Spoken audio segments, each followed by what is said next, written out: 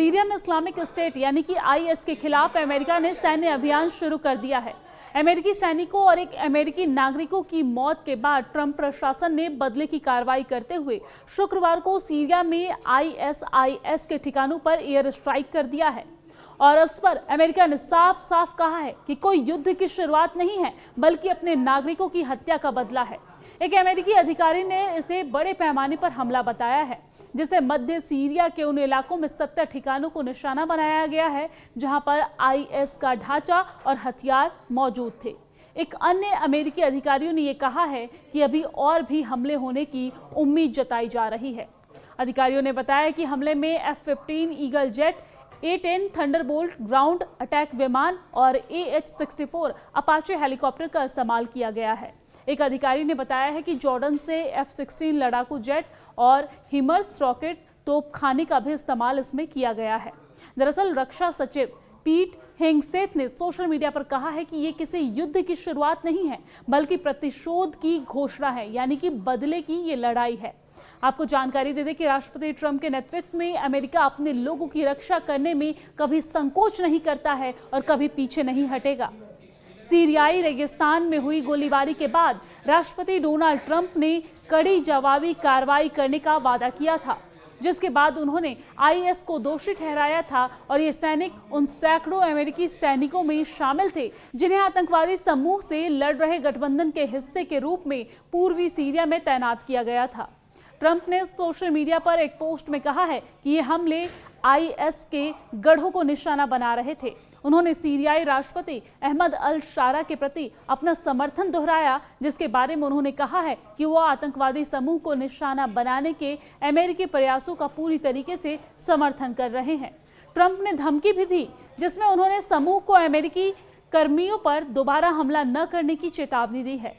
दरअसल राष्ट्रपति ने आगे कहा है कि सभी आतंकवादी जो अमेरिकियों पर हमला करने की हिम्मत करते हैं, उन्हें चेतावनी दी जाती है कि यदि आप किसी भी तरह से अमेरिका पर हमला करते हैं या अमेरिकी पर हमला करते हैं या उसे धमकी देते हैं, तो आपको पहले से कहीं अधिक करारा जवाब मिलेगा। दरअसल ये हमला 1 साल पहले निरंकुश नेता बशर अहमद को सत्ता से हटाने के बाद से अमेरिका और सीरिया के बीच सुधरते संबंधों के लिए एक बड़ी परीक्षा थी। ट्रंप ने इस बात पर जोर दिया कि सीरिया अमेरिका के सैनिकों के साथ मिलकर लड़ रहा था। उन्होंने कहा कि अल शारा इस हमले से बेहद नाराज और परेशान है, जो ऐसे समय में हुआ है जब अमेरिकी सेना सीरियाई सुरक्षा बलों के साथ अपना सहयोग बढ़ा रही है। अमेरिकी हमलों के बाद सीरिया के विदेश मंत्रालय ने एक बयान में कहा है कि पिछले हफ्ते हुए हमले से आतंकवाद के सभी रूपों से निपटने के लिए अंतर्राष्ट्रीय सहयोग को मजबूत करने की तत्काल आवश्यकता उजागर होती है।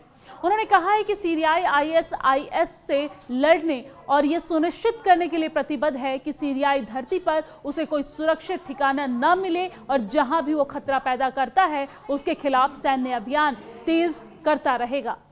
आईएस ने अमेरिकी सैनिकों पर हुए हमले की जिम्मेदारी नहीं ली है, लेकिन उसने सीरियाई सुरक्षा बलों पर हुए 2 हमलों की जिम्मेदारी ली है, जिसमें से एक के इदलिब प्रांत में 4 सीरियाई सैनिक मारे गए थे। अपने बयान में आईएस ने अल शारा के सरकार और सेना को धर्म त्यागी बताया है। हालांकि अल शारा ने कभी भी अल कायदा से जुड़े एक समूह का नेतृत्व किया था, लेकिन आईएस के साथ उसकी लंबे समय से दुश्मनी रही है। सीरियाई सरकार टेलीविजन ने बताया है कि अमेरिकी हमलों में दीर एज जोर और रक्का प्रांतों के ग्रामीण इलाकों और साथ ही साथ पलमायरा के पास जबल अल अमौर क्षेत्र में स्थित ठिकानों को निशाना बनाया गया है और इसमें कहा गया है कि ये हमले आईएसआईएस द्वारा क्षेत्र में अपने अभियानों के लिए इस्तेमाल किए जाने वाले हथियार भंडारण स्थलों और मुख्यालयों को निशाना बनाकर किए गए थे। दरअसल इस हफ्ते ट्रंप ने डेलावेयर के डोवर वायुसेना अड्डे पर शहीद अमेरिकी सैनिकों के परिवार से निजी तौर पर मुलाकात की, जिसके बाद वो शीर्ष सैन्य अधिकारियों और अन्य गणमान्य व्यक्तियों के साथ हवाई अड्डे पर अंतिम संस्कार में शामिल हुए। गृह मंत्रालय के प्रवक्ता नूर अल दीन अल बाबा ने यह बताया है कि हमलावर 2 महीने पहले सीरिया के आंतरिक सुरक्षा बलों में बेस सुरक्षा गार्ड के रूप में शामिल हुआ था और हाल ही में आईएस से जुड़े होने के संदेह के कारण उसका तबादला कर दिया गया था। हमलावर अमेरिकी के सीरियाई सुरक्षा अधिकारियों की एक बैठक में घुस गया, जो एक साथ दोपहर का भोजन कर रहे थे, और सीरियाई गार्डों से झड़प के बाद उसने गोलीबारी शुरू कर दी।